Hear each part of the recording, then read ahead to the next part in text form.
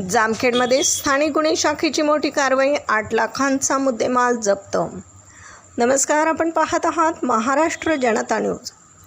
अहिल्यानगर स्थानिक गुन्हे शाखेने जामखेड शहरात अवैध दारू वाहतुकीवर छापा टाकून मोठी कारवाई केली आहे. या कारवाईत पोलिसांनी एका आरोपीला अटक केली असून दारू साठा आणि बोलेरो गाडीसह एकूण 8,13,600 रुपयांचा मुद्देमाल जप्त केला आहे.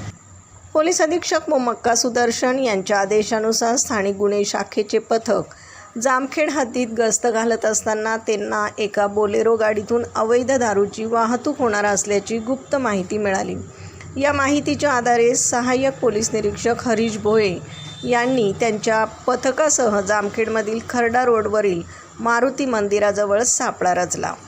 संशयास्पद बोलेरो गाडी अडवून तपासणी केली असता त्यात 63,000 रुपये किमतीचा देशी विदेशी दारूचा साठा आढळून आला. पोलिसांनी 7,50,000ची बोलेरो गाडी आणि दारू असा एकूण मुद्देमाल हस्तगत केला आहे. या प्रकरणी शरद बाबासाहेब शिकारे याला ताब्यात घेण्यात आले.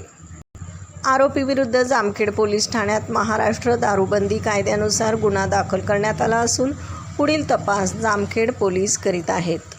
जिल्ह्यात कुठेही अवैध धंदे सुरू असल्यास नागरिकांनी स्थानिक गुन्हे शाखेच्या 241 61 11 या क्रमांकावर किंवा डायल 112 वर माहिती द्यावी असं आवाहन पोलीस प्रशासनाकडून करण्यात आले. प्रतिनिधीसह महाराष्ट्र जनता न्यूज, अहिल्यानगर.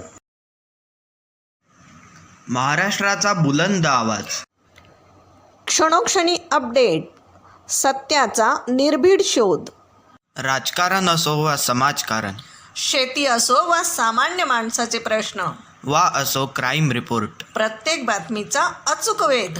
ताज्या बातम्या आपल्यासाठी. पाहत रहा महाराष्ट्र जनता न्यूज. महाराष्ट्र जनता न्यूज नंबर 1 चॅनल. आजच लाईक, शेअर आणि सबस्क्राईब करा.